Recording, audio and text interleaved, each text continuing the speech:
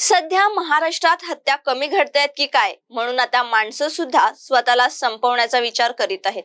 घरगुती कारणांपासून ऑफिसच्या टेन्शन पर्यंत लाखो चिंता डोक्यात असल्यामुळे ही माणसे अचानक असे निर्णय का घेतायत काय कळायला मार्ग नाही। सामान्य त्रासलेली माणसं, शेतकरी हे आर्थिक विवंचनेतून अशी पावलं उचलतात। पण लातूर शहरात एक अत्यंत गंभीर आणि अस्वस्थ करणारी घटना घडली।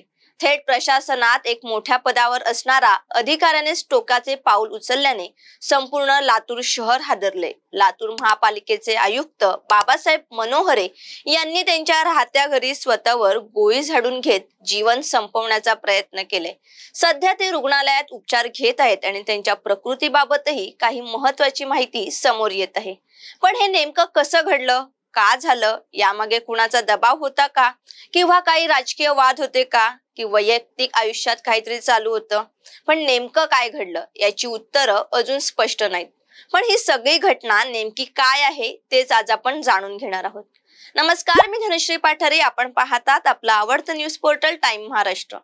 लातूर महानगरपालिकेचे आयुक्त बाबासाहेब मनोहरे यांनी शनिवारी रात्री 9 वाजताच्या सुमारास आपल्या कुटुंबियांसोबत जेवण केले। जेवण झाल्यावर ते आपल्या खोलीत गेले व त्यानंतर रात्री 11:15च्या सुमारास आपल्या राहत्या शासकीय निवासस्थानात पिस्तुलाने डोक्यात 3 गोळ्या झाडून घेतल्या। बंदुकीची गोळी मनोहर यांनी उजव्या बाजूने घालून डाव्या बाजूने बाहेर आली।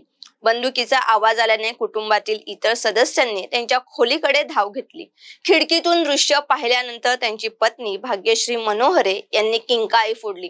बाबासाहेब मनोहरे रक्ताच्या थारोळ्यात पडलेले होते। कुटुंबियांनी त्यांना तात्काळ रुग्णालयात दाखल केल्यामुळे त्यांचे प्राण वाचले। लातूर मधील सह्याद्री हॉस्पिटलमध्ये उपचारासाठी दाखल केले, पण डोक्याची कवटी फोडून गोळी आरपार गेली, त्यामुळे मोठ्या प्रमाणात रक्तस्राव झालाय।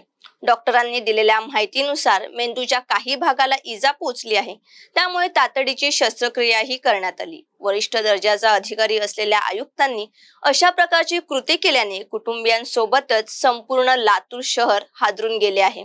त्यांनी इतके टोकाचे पाऊल नेमके का उचलले याबाबत अद्याप माहिती पुढे आली नसली तरी पोलिसांनी घटनेची नोंद घेतली असून तपास सुरू केला आहे। त्यांच्या कुटुंबियांसोबत त्यांनी नेहमीसारखे जेवण केले, त्यात काही तफावत जाणवली नाही असे कुटुंबियांचे म्हणणे आहे। ते कोणत्या तणावात होते का याबद्दलही कोणती माहिती समोर आलेली नाही।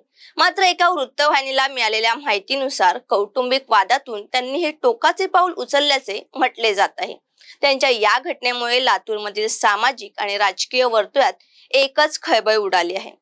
कालपासून अनेक वरिष्ठ अधिकारी आणि राजकारण्यांनी रुग्णालयात जाऊन मनोहर यांच्या कुटुंबियांची विचारपूस केली। सह्याद्री हॉस्पिटलचे संचालक डॉक्टर हनुमंत किणीकर यांनी दिलेल्या माहितीनुसार बाबासाहेब मनोहरे यांनी डोक्यात जी गोळी झाडून घेतली होती ती उजव्या बाजूने आरपार निघाली आहे। या गोळीने बाबासाहेब मनोहरे यांची कवटी फोडली आणि गोळी डोक्यातून बाहेर पडली। बाबासाहेब यांच्या मेंदूच्या काही भागालाही इजा पोहोचली आहे। तुटलेल्या कवटीचे काही तुकडे बाबासाहेब मनोहरे यांच्या मेंदूत पसरले आहेत। आज 7 एप्रिल रोजी एअर ॲम्ब्युलन्सद्वारे त्यांना पुढील उपचारासाठी मुंबईतील कोकिलाबेन हॉस्पिटलमध्ये आणण्यात येणार आहे। सकाळी 10:30 ते 11च्या दरम्यान एअर ॲम्ब्युलन्सद्वारे मनोहर यांना लातूर विमानतळावरून मुंबईकडे प्रयाण करण्यात आले आहे।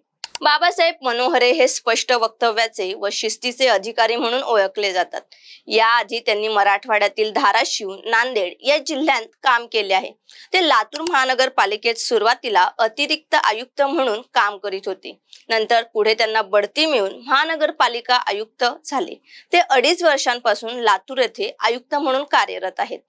यावरून जर शासकीय अधिकाऱ्यांवरच आत्महत्येची वेळ येत असेल तर सामान्य नागरिकांचे काय होत असेल असा प्रश्न उभा राहत आहे। ही व्हिडिओ आवडली असेल तर लाईक करून शेअर करा आणि टाइम महाराष्ट्राला सबस्क्राईब करा।